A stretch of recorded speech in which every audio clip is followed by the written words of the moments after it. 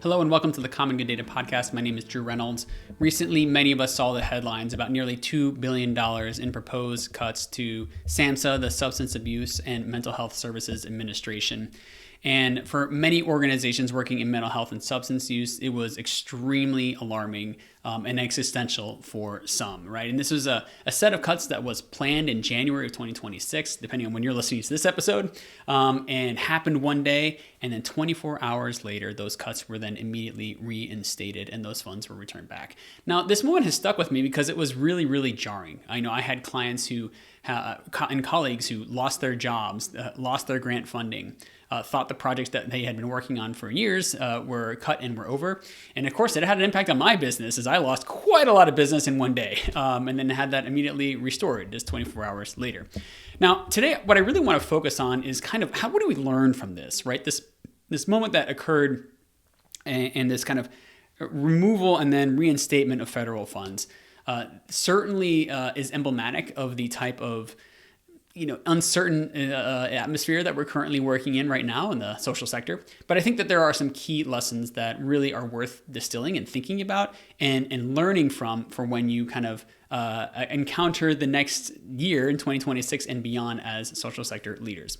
So today I'm going to focus on what to learn from these cuts. My focus isn't really much on politics or partisanship, but really focusing specifically on what your organization can do to be able to learn from this moment. And it's really going to focus on, and this will not be a surprise to many of you who've listened to this podcast, on the importance of being able to show and demonstrate impact and be able to communicate that in a way that is visible, in a way that is credible, in a way that is well known to your constituents and ultimately to the elected officials who represent you. So we're going to talk about some of those lessons. Now, the first one I want to talk about is that number one, funding is more fragile than we would like to admit. And I'm sure that's the understatement of 2026. But really what we're learning here is that the federal funding that used to be a reliable source of funds for many organizations who work, particularly those in substance use and mental health, those are ones that I work with very closely, but others as well. There's lots of federal agencies and departments that support work of nonprofits and grassroots organizations and community organizations to carry out the mission in solving particularly challenging social problems. So one of the biggest takeaways is that even long-standing mission-critical funding is not guaranteed, and that programs can be questioned or reduced or eliminated. Now, what's different, I think, in our current moment, we've always had shifts in priorities, particularly in the executive branch at the federal level. But what we're noticing is that the changes are faster and more dramatic than in the past. And that's also not sort of letting grants go out and then bringing in new priorities. It's actually eliminating funding in very abrupt ways that make it difficult for organizations to plan. And so those are some of the biggest challenges that we're seeing in these big shifts for the social sector. And what we're learning is that your mission, who you serve, what you've done in the past, perceived importance of your work is really not going to be enough to protect funding. What is, though, is going to be that your organization is seen, that it's understood, and the work that you're doing is very defensible and has a broad set of support among a broad constituency, right? So that's kind of the key thing you want to be thinking about. Funding is fragile, and that we have to be thinking about becoming very strong advocates for ourselves and for our own work and for our sector to talk about its importance in the communities that we serve. Now, the second one is that impact has to be clear before it's needed. We really have to be thinking about, building relationships with, elected officials or government officials or public sector officials at the state, local, state, and federal level, really before that moment when you get the email that says your grant funding has been cut. And it's not, one thing that I think can be really hard to interpret is that there's a feeling that there's just sort of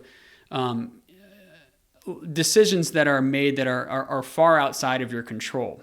And it's true that you don't have full control over these things. I don't want to suggest that you necessarily do as a social sector leader.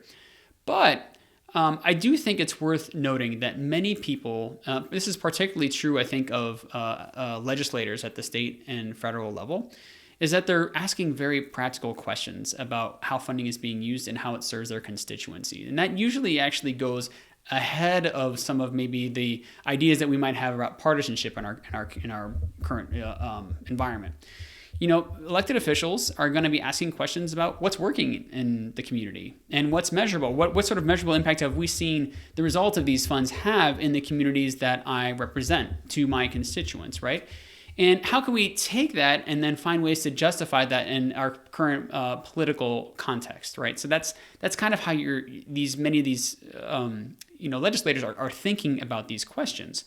And I think that this was very true in the case of the $2 billion in cuts from SAMHSA funding, because there was immediate response from many organizations, particularly those at the national level, that have said, hey, this is what's going to be happening if we don't have this in place. And I remember there was one statistic shared from an organization that focused kind of on opioid response, that there were over 500,000 people trained in the course of just 1 year, with an amount of funding that is very, very small in comparison to other areas of federal funding.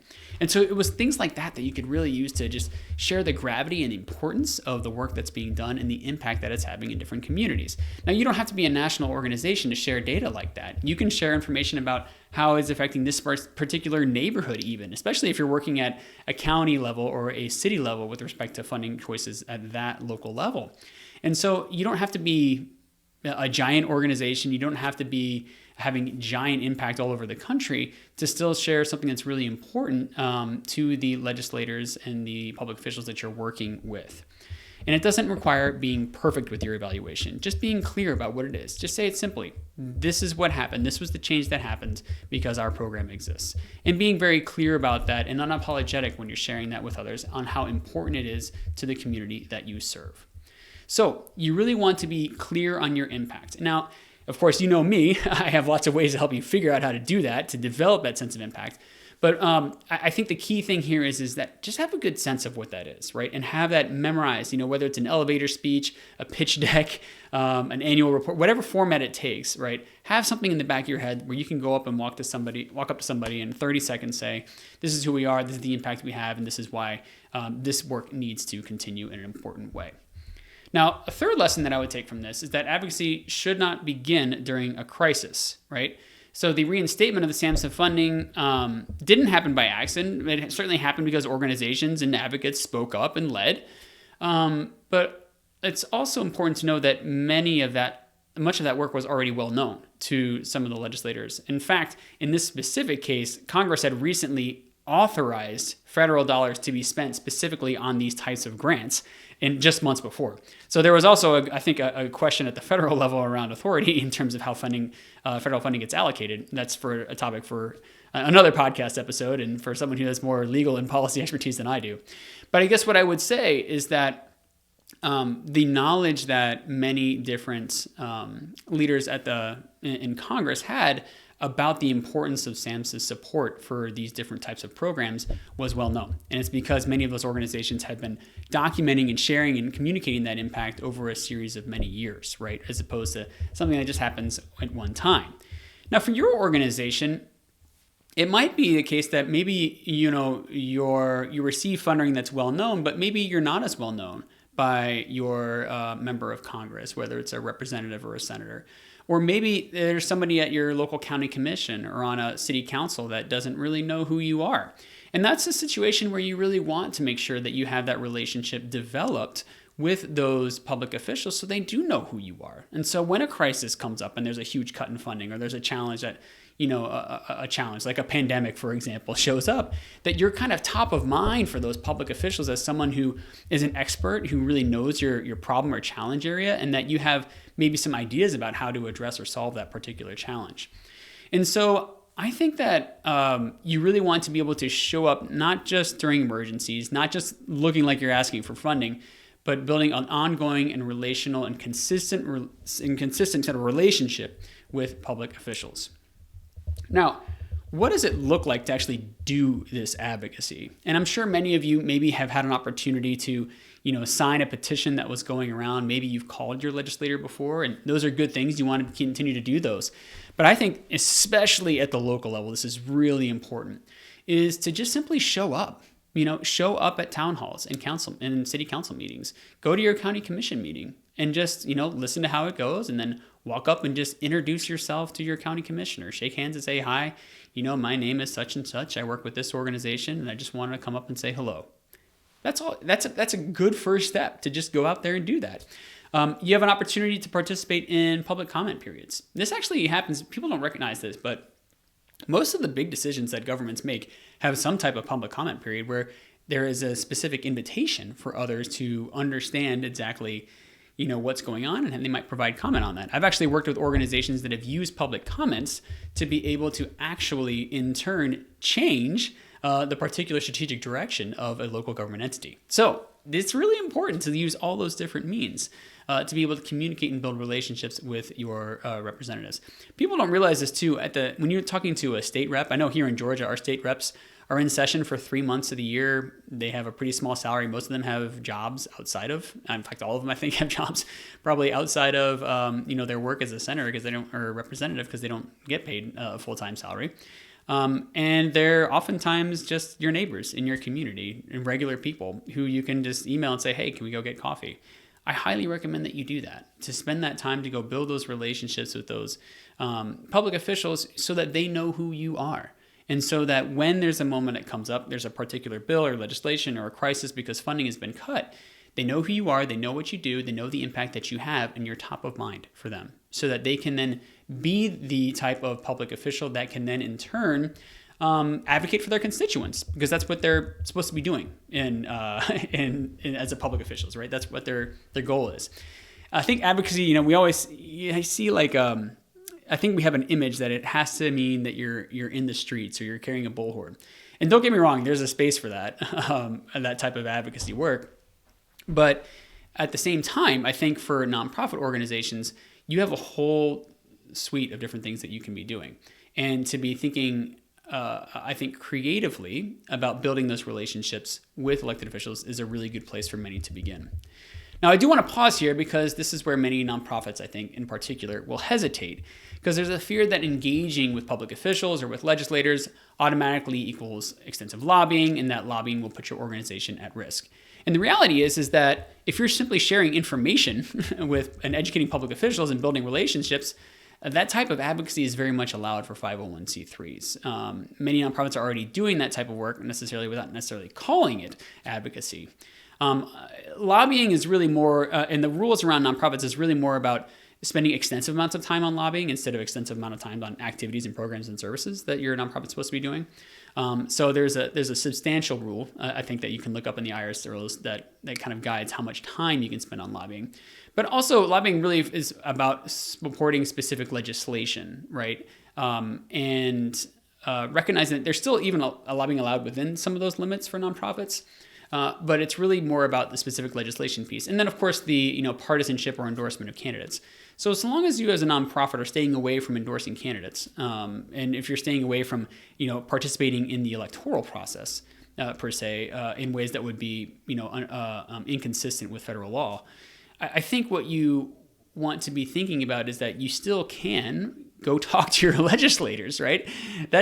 Lobbying rules do not prevent nonprofits from going and calling their legislators, right? And we need to be very clear about that you're allowed to do that, okay?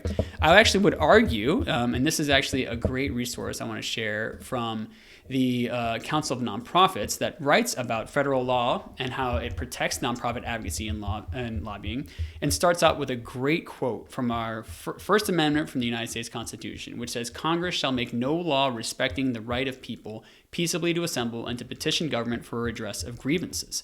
And that U.S. Congress says that it's legal for nonprofits to engage in this type of work, to go out and to advocate for their organizations, to talk to their legislators, and talk about the importance of their work and communicate that to the public. In fact, I actually think in a democratic society, that's really what the social sector should be doing every day, is to talk about its work, talk about why it's important, communicate that to the public, who would then go and vote, but also to decision makers, so that they're well informed about the nature of your organization and the work that you do.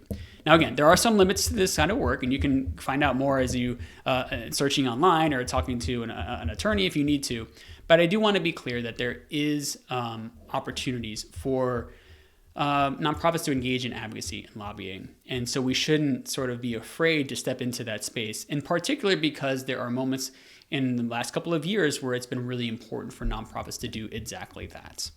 So why does the SAMHSA moment matter beyond just this year? Well, I do want you to think a little bit about how your organization can now start to think a little bit strategically based on what we've learned over the past year around federal and state funding cuts, to position your organization as one that is well known and credible, and that is communicating impact around that work. So I want you to be thinking about that. That's my challenge for you in 2026. I know this episode's going to be released in February, so it's going to be a little bit past the time for New Year's resolutions. But I think that's a key thing to be thinking about, is what can our organization do around advocacy work? And recognize, we think and sometimes talk about grant writing and fundraising as this activity that doesn't involve engaging in the public sphere, that in the public square, so to speak, right? And I think that it very much does, and that our organizations, if there's anything I've learned, is that we have an opportunity to go occupy that space in the public sphere that belongs to nonprofits as equal participants in a democratic society. I'm not saying take that space away from others. I'm not saying use the law in ways that are or do things that are inconsistent with the law, but rather to go and say, hey, this is our organization. This is what we do. This is the change that we have in the world, in our community, and this is why you should continue, and the public should continue to support this effort. So I hope this has been useful as you think about advocacy in 2026. Thank you so much, and good luck for the rest of the year.